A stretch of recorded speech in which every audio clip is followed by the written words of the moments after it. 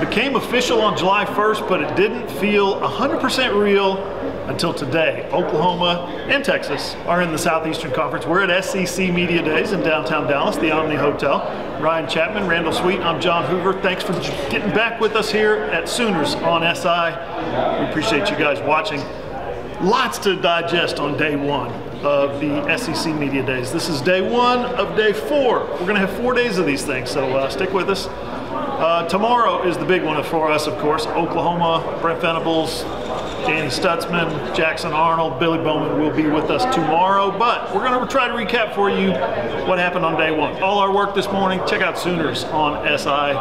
I'll start with what I wrote about this morning, guys. Greg Sankey, he talked about the addition of Oklahoma and Texas being additive to the conference, not just financially, not just 16 team super conference, but culturally. Greg Sankey said this team's a fit.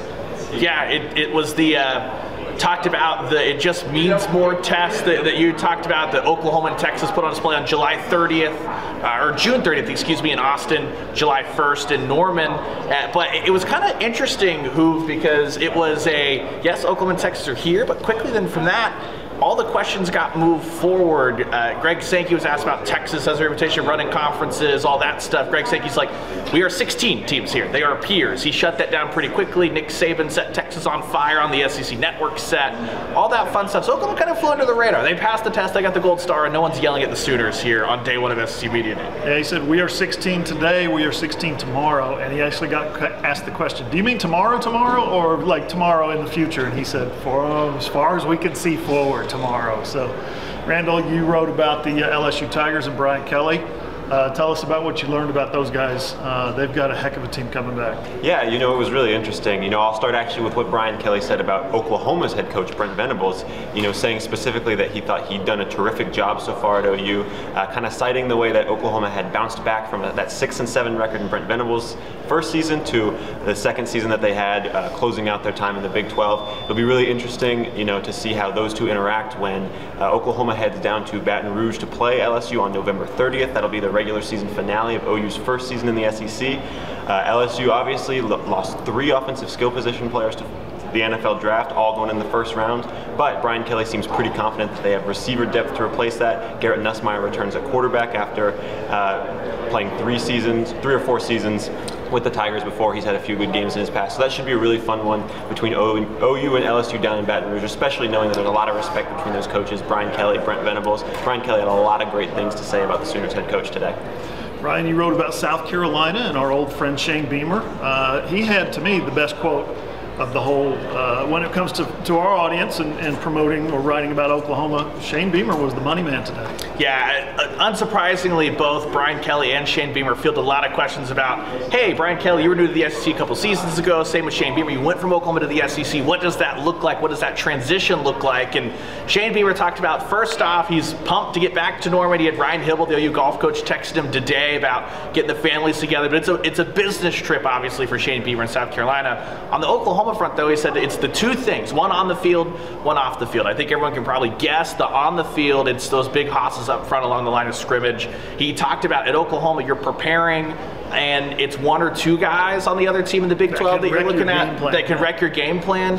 And the SEC, it's 6 or 7 guys on each team, so that's going to be the big thing, number 1. Number 2, he talked about the atmospheres, the environments. Oklahoma is used to being the show in town. Darrell K. Royal, Gaylord Family Stadium, those were the 2 biggest shows in the SEC. Oklahoma slots in, I think, 7th or 8th in, as far as how large Oklahoma Stadium is in the SEC. It's going to just be another great atmosphere in the SEC dealing with that. And he mentioned it's not anything Oklahoma's unfamiliar with. It's just something that you get every single week in the Southeastern Conference.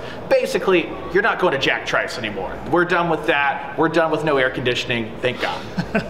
Bill Snyder Family Stadium.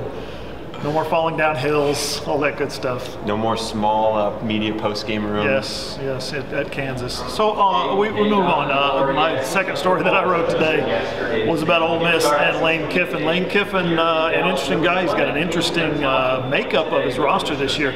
24 newcomers via the transfer portal, and yet 16 returning starters from last year's 11-2 team that won more games than any team in school history. Okay, so how does that work? That was going to be my question to him, and the guy that got the first question asked that very question. So I was like, I don't need to ask that question, but that was going to be my question, was how do you integrate so many newcomers through the transfer portal, like he has done several times now, he said we've gotten good at it. But with the simple fact that you've got 16 returning starters, it's a good problem to have, because you've got that foundation. You're bringing these new guys in, and you're saying, okay, watch these guys, they know how to do it. And he's excited about the season as well. Any thoughts on Ole Miss or Vanderbilt as who's wrapping things up right now? You mentioned all the transfers at Ole Miss. Don't forget, one of those is former Oklahoma safety Key Lawrence, who previously was at Tennessee. That's right, Key Lawrence. Should have asked him about Key Lawrence. I know it was short-lived. I'm always interested to see what Lane Kiffin, he did have a small stint with the Oakland Raiders. In the NFL, you have that kind of turnover every single year. You've got your core guys, and then the free agent class, the rookies. It almost feels like more of an NFL roster management style, which when you've got that core that Ole Miss has returning, it's why they might be could they be the one to break through the Alabama, Georgia kind of stranglehold on making it to Atlanta for the next couple of years. You mentioned that kind of professional style. I think that's why you're seeing more and more college teams like Oklahoma hire general managers in positions like that. Yep. We'll talk to Brent Venables about that very topic tomorrow, right here at the Omni Hotel, SEC Media Days, Day 2. We'll be right here with you again, Sooners on SI. Check us out.